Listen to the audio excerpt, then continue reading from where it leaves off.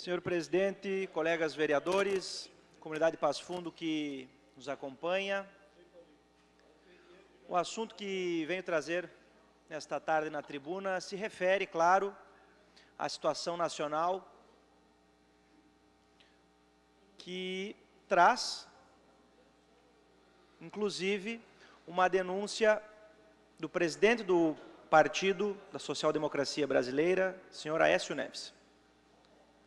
Oportuno afirmar, vereador Fernando, Vossa Excelência, que é meu colega de partido, que desde os primeiros momentos em que a população foi às ruas pedir a saída dos corruptos, impulsionados pela Operação Lava Jato, durante o governo do PT, nós já afirmávamos à época que não possuíamos bandidos de estimação. E afirmávamos que, inclusive, quando questionados por membros do Partido dos Trabalhadores, que se por acaso a Lava Jato batesse as portas dos nossos candidatos, se teríamos coragem de afirmar que eles também deveriam ser punidos e presos. Pois bem, a Lava Jato bateu as portas também do PSDB, como de outros partidos. E continuo com a mesma coerência de sempre, afirmando que sejam presos todos os corruptos. Citei dias atrás que o senador Aécio Neves envergonha a história de sua família, pois seu avô, Tancredo Neves, era primeiro-ministro do governo João Goulart, na época do parlamentarismo, em 63. Foi político que enfrentou os períodos autoritários do regime militar e soube com galhardia propor, em um momento de crise, a saída do país do fim do período de exceção constitucional, ingressando, de fato, no período democrático. Solicito, senhor presidente, os 5 minutos que faço jus. Concedido. Muito obrigado. E naquele momento, o senhor Tancredo Neves, com galhardia, soube unir o país com o discurso sobre o parlamentarismo, demonstrando que o problema não estava nos homens, e sim nas instituições políticas do país. E, na verdade, trocaram-se os políticos, as fardas deixaram o governo, alteraram-se as lideranças, mas os problemas foram os mesmos. E parece que os políticos brasileiros não aprenderam. E as lideranças, os estadistas foram escasseando, diminuindo, e estamos hoje, de novo, em um momento de crise.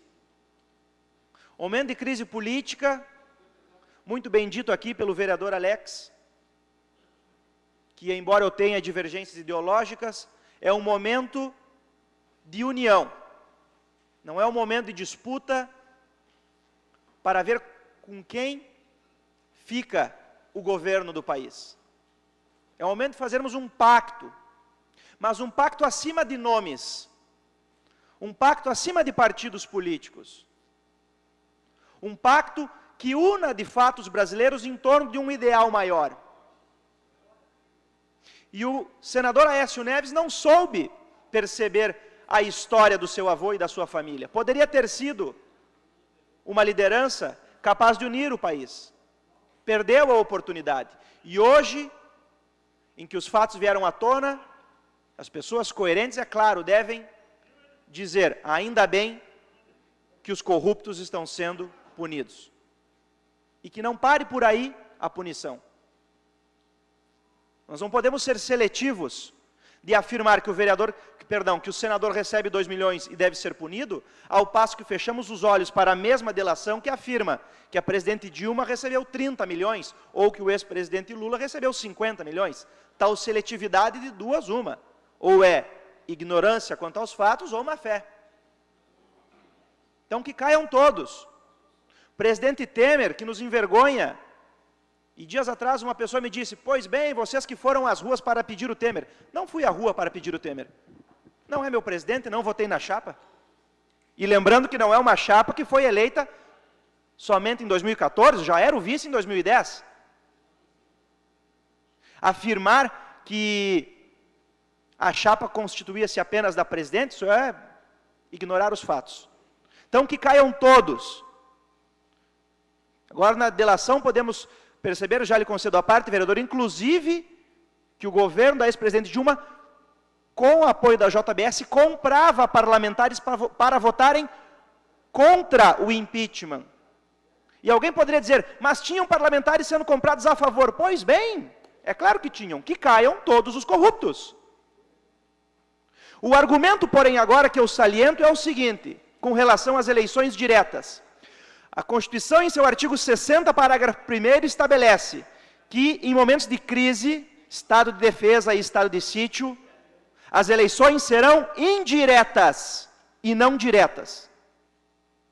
E eu explico por quê, vereador Luiz Miguel, antes de lhe conceder a parte. Os constituintes, quando fizeram a Carta Magna em 1987, e colocaram que, caso o presidente da República caísse, assumiria o vice, e caso caísse o vice, assumiria o presidente do Congresso por um período interino para convocar eleições, lembrando que naquela época nunca havia ocorrido um impeachment na história do país, imaginaram que, se tal fato viesse a ocorrer, o país estaria no caos. O povo estaria com os sentimentos à flor da pele, sem racionalidade, ou sem pelo menos tranquilidade para tomar as decisões necessárias para escolher um novo presidente por um período de 4 anos. E por isso a Constituição previu que a escolha seria de modo indireto, para terminar tão somente o período restante do mandato. Ano que vem, vereador Luiz, e lhe concedo a parte, teremos eleições, naturalmente. E eu tenho certeza, e Vossa Excelência, como político experiente, saberá confirmar a minha tese, que embora um Congresso corrupto, neste momento, os corruptos que são sim em maior número, se acovardarão perante as lideranças que existem no Congresso, e que saberão, com tranquilidade, escolher por um mandato tampão o presidente nesse momento de crise, para que o povo não tome agora escolhas precipitadas, com os sentimentos à flor da pele, que irão aprofundar ainda mais a nossa crise. Lhe concedo a palavra. Primeiro que o Brasil, nós não entendemos o que está acontecendo com o Brasil atual, que essa dupla sertaneja aí, Joesley e Wesley, a dupla do JBS, que enriqueceram, que roubaram, que assaltaram os cofres públicos brasileiros, fizeram essa delação, que é uma delação que está meio tumultuada, porque o da Odebrecht está preso até hoje, não recebeu benesse nenhuma, e eles estão liberados, arrasaram com o Brasil. Então, é uma situação... E a outra pergunta que as pessoas não entendem, nós normais, quando vamos fazer qualquer tipo de saque, 5 mil, tu tem que fazer previsão, como é que tem essas malas cheias de dinheiro, 500 mil, 1 milhão, 2 milhões, andam com mala para lá e para cá? Então são situações que nós não entendemos. E Vossa Excelência falou que os políticos deverão todos ir presos. Vereador, vai faltar cadeia, com certeza. Muito obrigado.